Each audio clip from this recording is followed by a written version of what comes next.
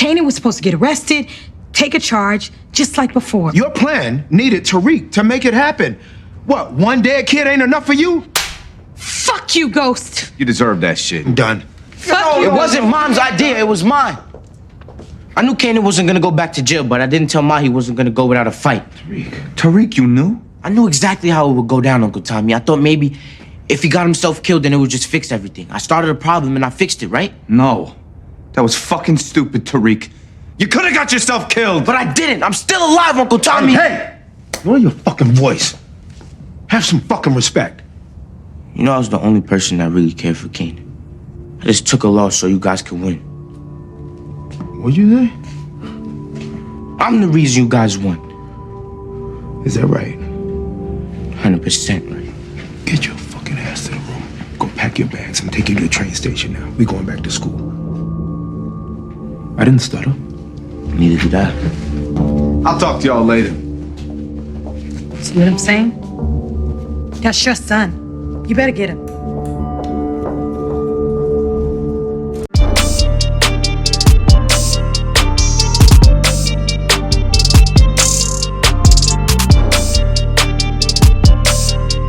Welcome to another video of WATT JOULE. I'll be your host today on this journey. SAB, the Powerologist. And what is WATT JOULE? In physics, power is the amount of energy transferred or converted per unit time. In the international system of units, the unit of power is the watt, equal to 1 joule per second. Power fam, I got a question for you. What if the entire power universe has really been telling us one long story about a curse? Nah, I'm not talking about a supernatural curse. I'm talking about something much more dangerous. A family curse. Lies, betrayal, parents manipulating children, children turning on parents, mentors creating students who eventually destroy them. Rock helped create Kanan. Kanan helped create Tariq. Tariq helped destroy Kanan. Then Tariq killed Ghost. And now Tariq is heading into power legacy beside one of the last major OGs standing, Tommy Egan. Is Tariq St. Patrick really about to become the last man standing from Kanan's entire bloodline of street philosophy? Because after seeing how Raising Kanan ends, I don't think Kanan's story ended. Kanan's ideology survived him, and that ideology might be living inside Tariq. Today we're connecting the dots from Raising Kanan to Power Origins to OG Power to Power Book 2 Ghost and Power Legacy to figure out how one damaged kid from South Jamaica Queens may have changed the destiny of the entire Power universe. If you're a true Power fan, you're gonna love this one. Let's decode it, bruh. There's a pattern. The older generation teaches the younger generation how to survive, then eventually the younger generations uses those same lessons against the people who taught them. And nobody represents that cycle better than Kanan Stark. Going into this final season of Power Book 3, Raising Kanan, nothing could stand in the way of Kanan's pursuit of power, and that this wasn't really the end of Kanan Stark, but the beginning of the man we eventually know in OG Power. And after this final season, now we understand why Kanan is the way he is. Let's start at the beginning. People love saying Kanan chose the streets. Technically, he did, but I mean, what exactly was the boy surrounded by? His mother Rock was one of the most feared drug bosses in Queens. Uncle Marvin and Lou was the muscle. Everybody around Kanan either sold drugs, knew somebody selling drugs, worked for somebody selling drugs, or was investigating somebody selling drugs. On top of all that, Kanan grows up believing DEFCON is his father, a street legend. Think about what that does to somebody's psychology, a teenage boy's psychology. Everybody knows your mother. Everybody knows your supposed father. Everybody knows the Thomas family. So before Kanan even sells anything, the streets already have expectations for him. He ain't just Kanan, he's Defcon and Rock's son. That's pressure. Rock did try at different times to keep Kanan away from the game.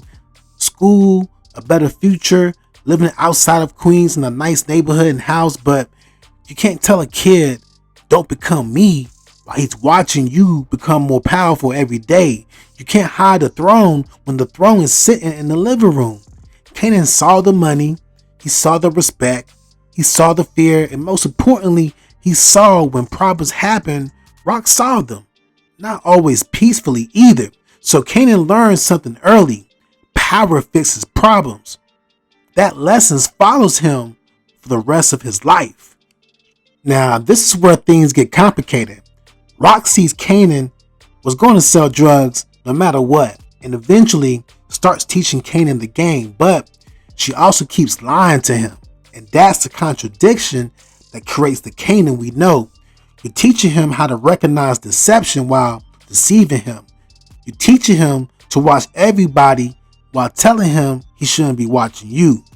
Look at some of the secrets that destroy their relationship. Kanan grows up believing Defcon is his father, then learns Detective Malcolm Howard is actually his biological father. But before Kanan even understands that relationship, Rock has already put him in a position to shoot Howard. Now think about that. How insane is that for a kid? Your mother sends you to kill a man and doesn't tell you that's your father. Then there's Kanan's friend DeWiz, another situation where Rock makes a decision behind Kanan's back because she believes she's protecting him and protecting the family. That's Rock's biggest contradiction. She loves Kanan but wants to control him. Kanan can't tell the difference. Every time Rock says, I'm doing this for you, Kanan starts hearing, I'm deciding your life for you. And that's where the relationship cracks. At one point, Rock wanted something different. She wanted Kanan focused on school. She wanted him away from the streets and the business. But by then, that train had already left the station, bro. Kanan wanted his own money, his own respect, his own name. More importantly, he wanted independence from Rock because the game wasn't only money to Kanan anymore. It represented freedom. If Rock controls the house, Kanan wants the corner. If Rock controls the organization, Kanan wants his own organization. If Rock tells him he's still a child, Kanan wants the streets to tell him he's a man. And that's dangerous, bro, because now every person who validates Kanan's independence automatically becomes attracted to him. Enter Ronnie, Snaps and Pop, and later Breeze. Ronnie didn't treat Kanan like Rock's little boy. Snaps and Pop didn't either. They told him, you can run something, you can make money, you can be your own man, you don't need Rock. And that's exactly what Kanan wanted to hear. Snaps and Pop brought credibility, money, connections, and experience. They gave Kanan something Rock struggled to give him.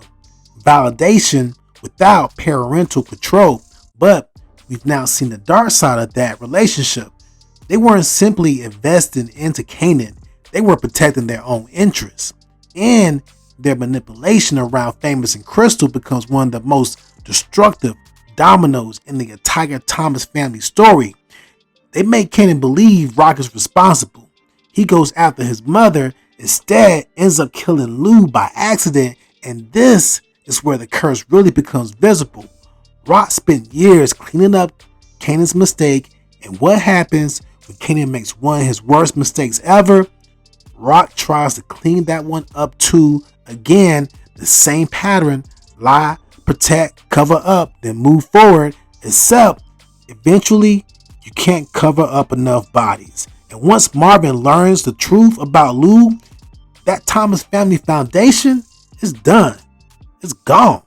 And this is what makes Raising Kanan tragic. It wasn't another organization that completely destroys this family.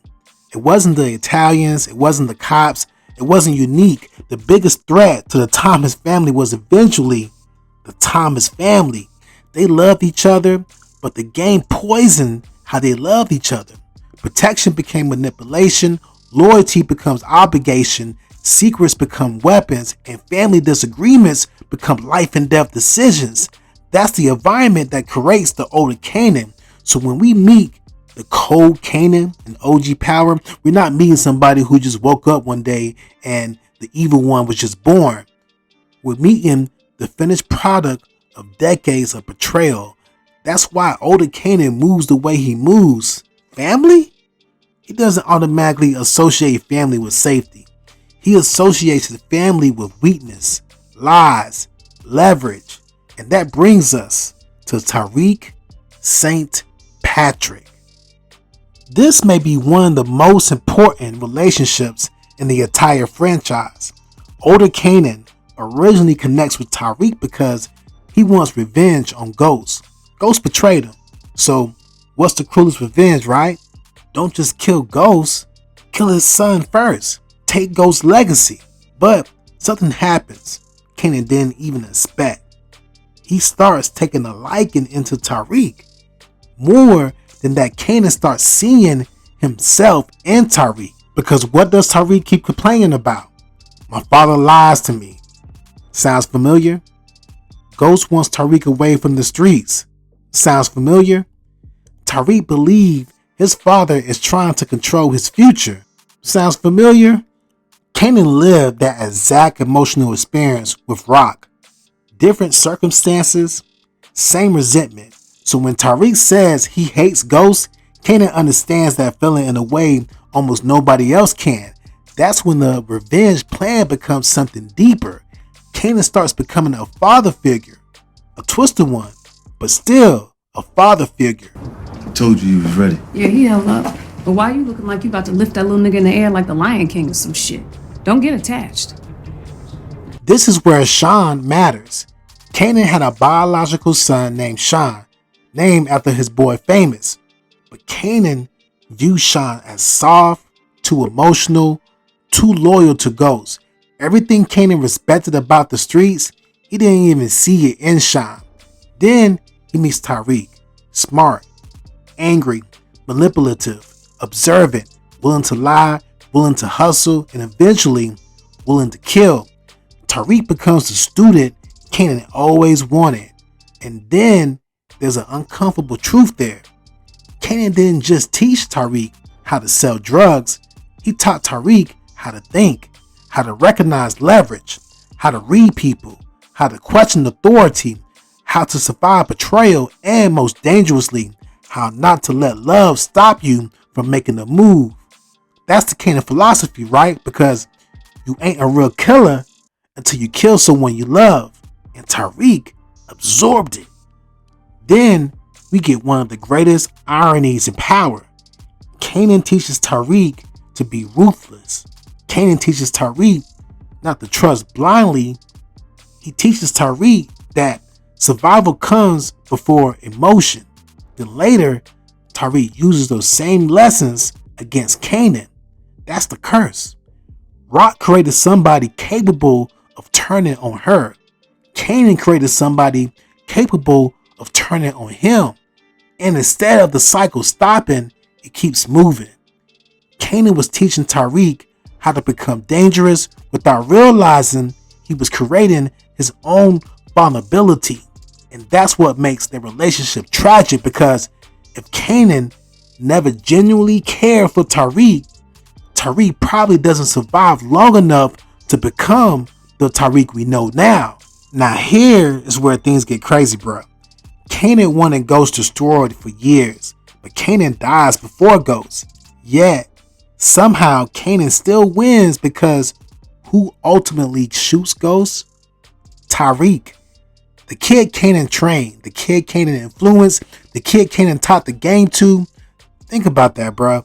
Kanan couldn't destroy Ghost himself, but the student he created did. That's poetic. And here's the alternate reality that makes it even crazier.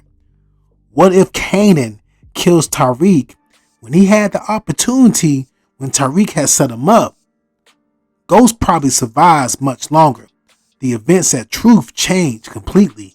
The St. Patrick family timeline changes, Tommy timeline changes, Power Book 2 changes, everything changes. So Kanan's rare decision to spare Tariq eventually contributes to Ghost's destruction.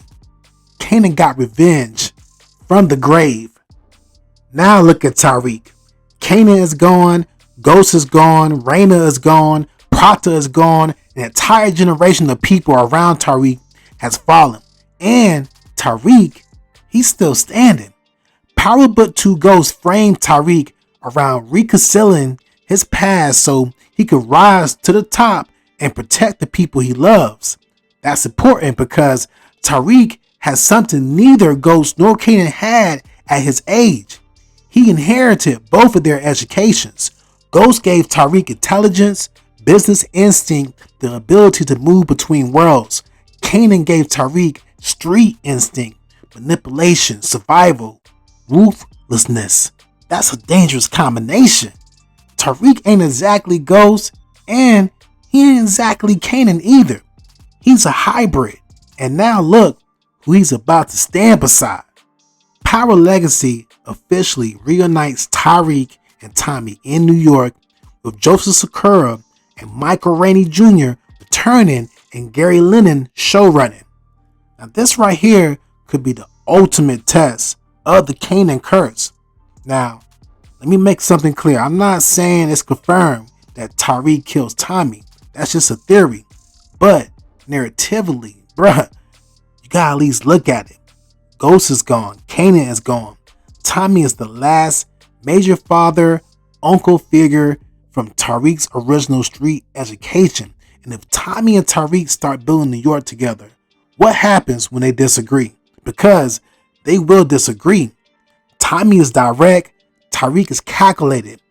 Tommy values loyalty almost religiously. Tariq values survival, and Tommy loved Ghost like a brother. Tommy looked up to Kanan like a brother. Tariq set up Kanan's death and killed Ghost. That history ain't disappearing just because they're making money together. Eventually, something's gonna test the relationship. And that's when we'll find out, does Tariq complete the cycle, or does somebody, Tommy, finally break it? And before everybody says Tariq gonna smoke Tommy, hold up, bruh. Tommy has one advantage Kanan and Ghost didn't have. Tommy already knows exactly who Tariq is. Ghost spent years believing he could straighten Tariq out. Kanan underestimated how good his student had become. Tommy knows this kid killed his father. Tommy knows Tariq can lie. Tommy knows Tariq can manipulate people, and Tommy knows what happens when you underestimate a St. Patrick. Tommy is streets first. He doesn't have Ghost's obsession with legitimacy. He doesn't have Kanan's blind spot of seeing Tariq as the son he always wanted. So Tariq can't sneak up on Tommy emotionally the same way. If Tariq starts moving funny, Tommy might see it.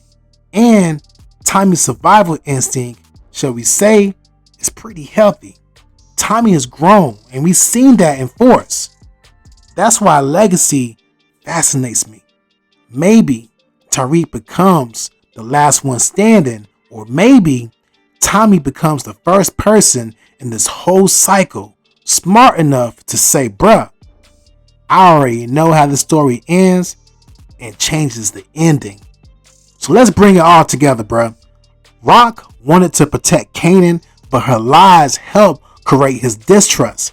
Kanan wanted to mentor Tariq, but his lessons helped create somebody capable of betraying him. Ghost wanted Tariq away from the streets, but Ghost's lies pushed Tariq closer to Kanan, and Tariq took pieces from everybody. That's why I call it the curse of Kanan. Not because Kanan magically cursed anybody, but because Kanan passed down a philosophy. Don't trust blindly. Love can make you weak. Everybody can become leverage. Survival comes first, and if somebody you love stands between you and your future, you better make that move. That philosophy survives Kanan. It survives Ghost, and now it's walking into Power Legacy inside Tariq St. Patrick. That's why Tariq might ultimately be and become the last one standing. Alright, Power Fam, I want to hear from y'all. This conversation goes all the way back from South Jamaica Queens to Truth to Power Book 2 and now straight into Legacy. Was Kanan doomed from the beginning, or did Rock Lies create the monster she was trying to prevent? Did Kanan genuinely love Tariq, or did he just see the son he wished Sean would have been?